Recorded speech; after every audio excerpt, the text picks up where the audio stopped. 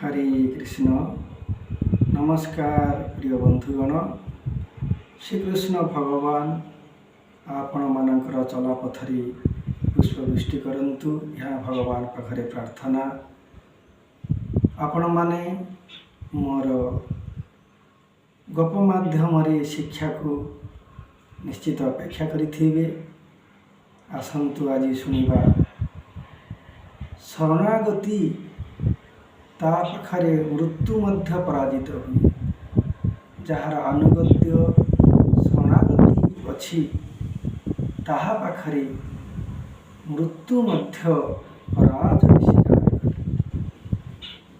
थरे जने गुरुदेव तांकर शिष्य को नहीं प्रचार कार्य बाहर जाई गोटे राज्य पहुँचिले। जो राज्य पहुँचिले से राज्यर व्यवस्था अति आश्चर्य। शुणिले आपण मैंने आश्चर्य है।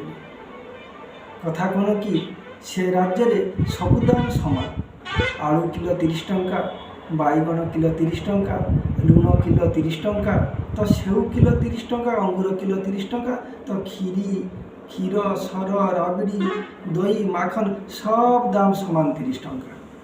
आश्चर्य है नहीं? गुरुदेव कहले ये तो अद्भुत राज्य।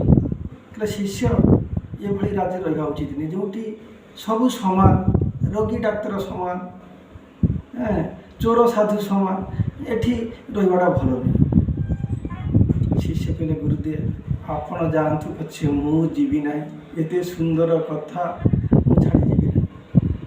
गुरुदेव चली गले। कहले शिष्य प्रयोजन हेले मते डाक कही गुरुदेव चली गले। शिष्य तार आनंद रहिला, खाई पी हृष्टपुष्ट हो गला। सबु दाम समान आउ सब क्षीरी छेना राबिड़ी यही सब फल संदेश खाई खाई मोटा सोटा हो गला। दिने कौन है से गाँव गोटे घर चोरी हो जाइए। लोक मैंने चोर को खोजुंट।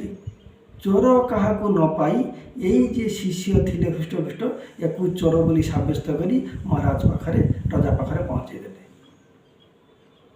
रजा विचार करी से शिष्य जन को चोर को दंड देले। दंड जे फांसी द्वारा तार मृत्युदंड हो किछु करिवार नहीं। शिष्यर महाराज निर्देश आदेश दंड प्रदंड। मन बहुत दुख है। चिंता कला हाय हाय गुरुदेव को परित्याग करी गुरुदेव कथा न शुणी आज मोर ये अवस्था कौन हो। महाराज फांसी दंड को या नेबे शिष्य को से कहले अच्छा तुम शेष अभिलाष को शेष इच्छा कौन कह। मृत्यु पूर्वर शेष अभिलाष पतार जाए। से कहले हे महाराज मोर शेष अभिलाष मु थरे मोर गुरुदेव सहित साक्षात करी। सी हाँ करागला। शिष्य को तांको गुरुदेव पाखक निगला। गुरुदेव चरण में कांदी कांदी शिष्य समस्त कथा कहला। कहला हे गुरुदेव आपण कथा न शुणी मोर आज अवस्था मृत्युदंड। हे गुरुदेव आहे गुरुदेव प्रणाम मोर चरणी तब। मुदीन दास भक्ति आस प्रणाम मोर चरणी तब। हे गुरुदेव यही अवस्था मोर फांसी दंड मृत्युदंड। से गुरुदेव कहले अच्छा यार तो किसी प्रतिकार नहीं। तुम जो भूल करुच यार तो किसी प्रतिकार नहीं। शिष्य आहरी भांगी पड़े। से गुरुदेव चिंता कर कहले शिष्य गोटे उपाय अच्छी शुण मन दे शुण। जिते बड़े तुमको फांसी दंड को नियाजिबो सेते मु जाई पहुँचबी आउ मु कहबी महाराज मते फांसी दियंतु। आ सेते बड़े तुमे कहबो ना महाराज मते फांसी दियंतु। सेते बड़े मु कहबी हे महाराज यह शुभ लग्न। यही लग्न रे जार मृत्युदंड हम से वैकुंठ गमन कर। ठीक से हाँ दुई जनकर कथबार्ता हो गला। उपयुक्त समय शिष्य को फांसी दंड को नि जाऊँगी।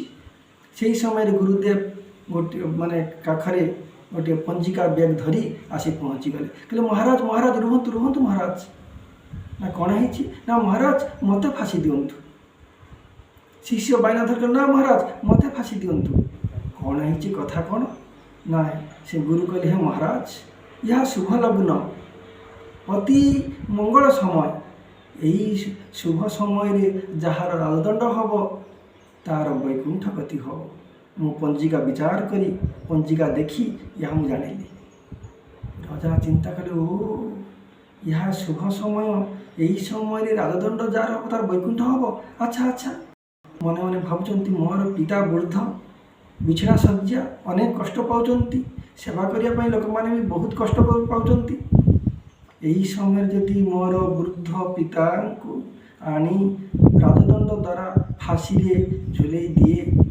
ताहले मोर पितार तो वैकुंठ गमन हम कहला सेनापति ये दिज छाड़ीदे तुम पिता को नहीं आस पिता को नहीं आसी फाँसी दंड दे चिरतर सबुदिन वैकुंठ को पठेदेले वृंदावन चंद्र की जय। देखो गुरुदेवंकर शरणागति आनुगत्य परित्याग करने द्वारा शिष्यर मृत्युदंड होता अतएव स्त्री स्वामीर अनुगत्य स्वीकार न कले ये विपद पड़ज जदि प्रजा राजार अनुगत्य स्वीकार न करे ये विपद पड़ पुत्र जदि पितार अनुगत्य स्वीकार न करे ये विपद प्रति पदे पदे विपद अतएव प्रति समय भक्त जीवन में सदा सर्वदा भगवान पाखरे शरणागति गुरुदेव चरण में शरणागति ही प्रयोजन अतएव हरि तव पद